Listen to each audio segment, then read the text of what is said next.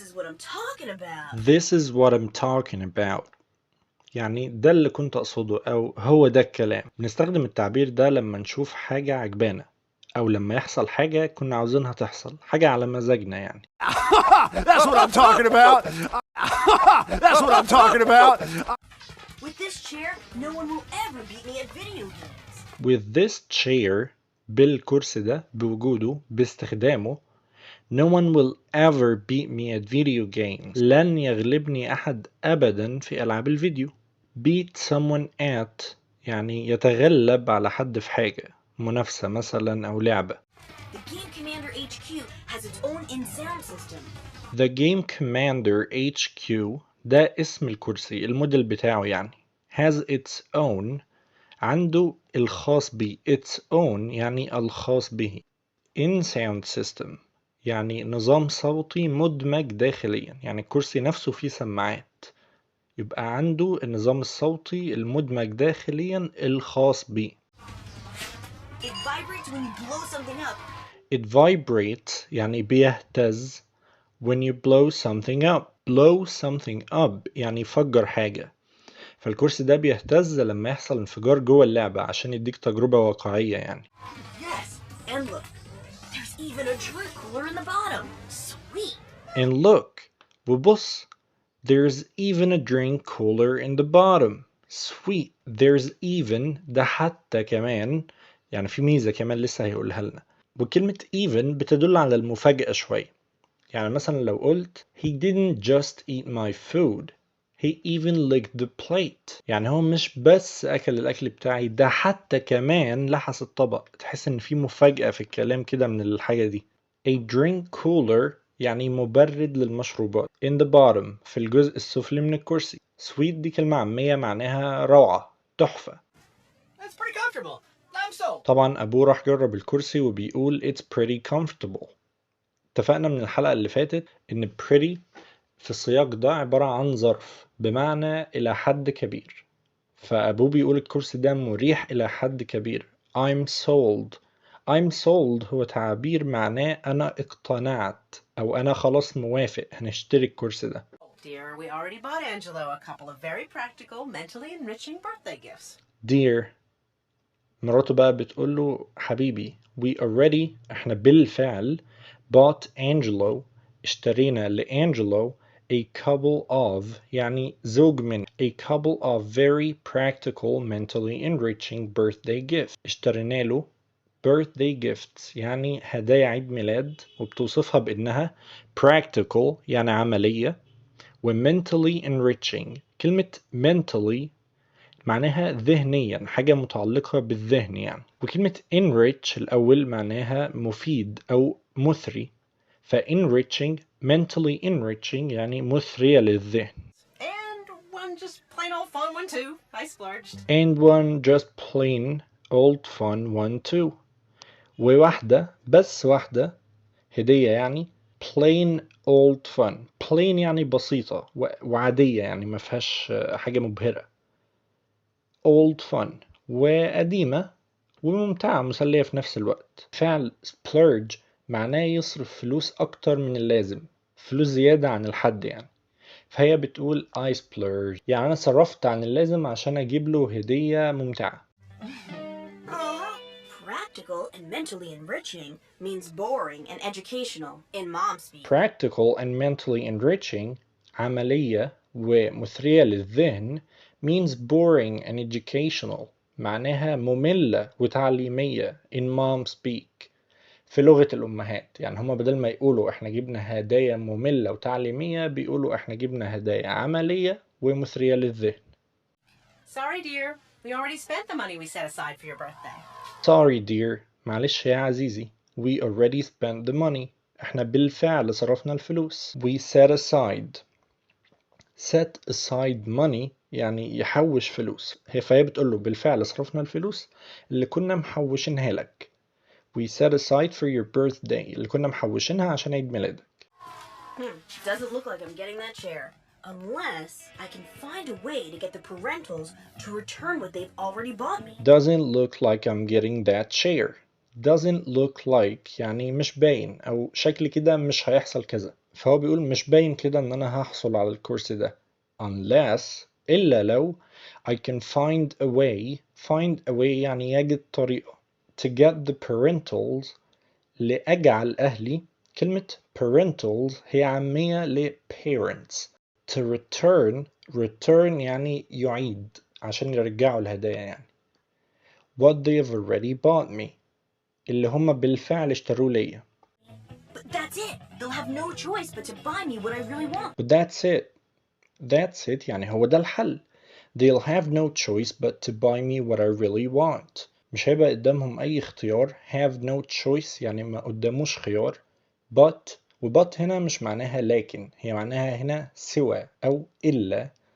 مش هيبقى قدامهم أي خيار إلا إنهم يشتروا لي اللي أنا فعلا عاوزه.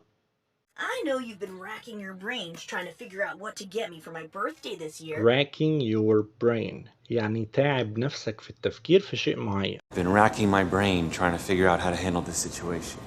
Been racking my brain trying to figure out how to handle this situation. figure out يعني يكتشف أو يلاقي أو حتى يفهم. what to get me for my birthday this year تشتروا لي إيه أو تجيبوا لي إيه لعيد ميلادي السنة دي. Not really. not really لا Well, anyway, don't bother. Your assistance will be gift enough. well anyway don't bother. طيب على أي حال ما تتعبوش نفسكم. don't bother يعني ما تزعجش نفسك بشيء. your assistance يعني مساعدة، فبيقول لهم ماشي ما تتعبوش نفسكم في التفكير أصلا. مساعدتكم will be gift enough يعني هتكون كافية كهدية. خلاص ما تجيبوليش حاجة بس ساعدوني وده هيكون كافي.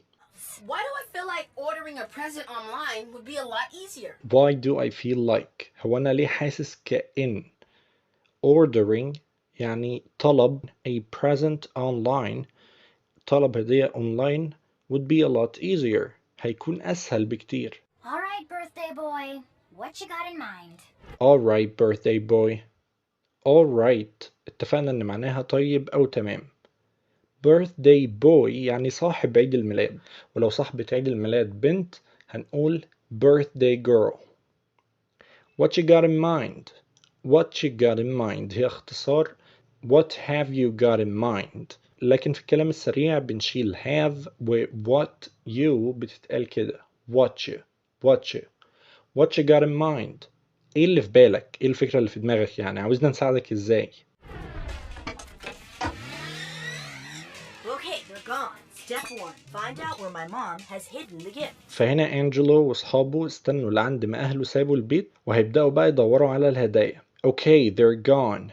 تمام they're gone يعني لقد رحلوا سابوا البيت خلاص. Step 1 أول خطوة في الخطة بتاعتنا find out يعني اكتشف where my mom has hidden the gift. مامتي خبت الهدايا فين؟ دي الخطوة الأولى، نكتشف مامتي خبت الهدايا فين. No dice, Angelo. No dice Angelo.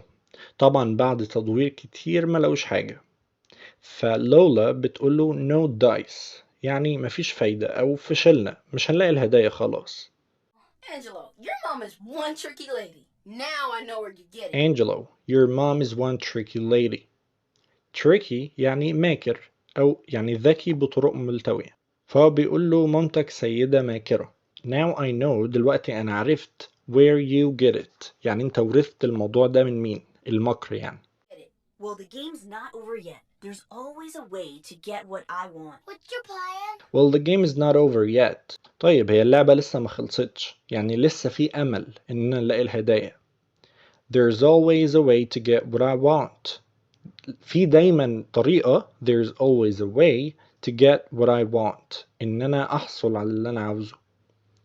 What you playing؟ ده أخو أنجلو الصغير، فبيقول لأنجلو أنتوا بتلعبوا إيه؟ Peter, of course! Little brothers crawl into every last nook and cranny in search of places to stick their boogers, so they know where everything in a house is. Peter, of course. أكيد Peter هو الحل. Little brothers يعني الإخوة الصغيرين crawl يعني يزحف. crawl into يعني يدخل في مكان ضيق زحفا. every last nook and cranny. every last يعني كل، يعني ما بيسيبوش يعني حتة لما يروحوها. ونوك and cranny ده مصطلح على بعضه كده معناه كل ركن وزاوية. in search of يعني بحثا عن.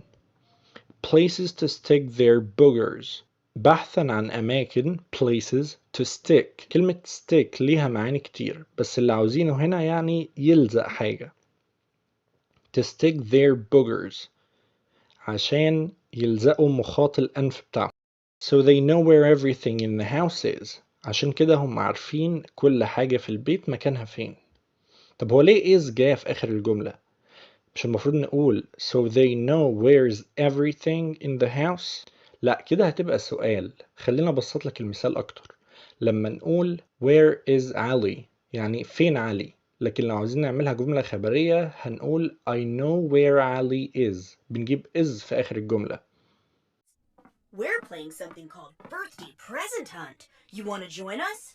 We're playing something called احنا بنلعب حاجة اسمها Birthday Present Hunt يعني مطاردة هدايا عيد الميلاد. You wanna join us؟ wanna هي اختصار ل want to. join us يعني تنضم لينا ومعناها يعني تلعب معانا. عاوز تلعب معانا؟ Yeah. Whee! Can Lola be my partner? Can Lola be my partner؟ ينفع لولا تكون my partner يعني شريكتي في اللعبة، تكون في نفس الفريق معايا. On your marks, get set, go! On your marks يعني خدوا أماكنكم. Get set استعدوا. Go انطلقوا. Peter and Lola win. Peter and Lola win. Peter ولولا كسبوا.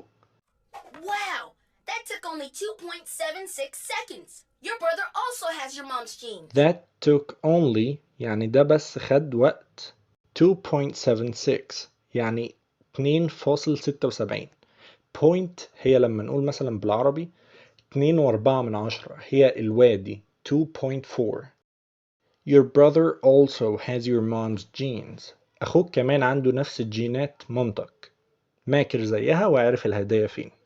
وبس هنوقف هنا عشان ما نطولش عليكم. استنوا الحلقة الجاية نشوف عملوا ايه في الهدايا. ما تنسوش تعملوا لايك وسبسكرايب للقناة.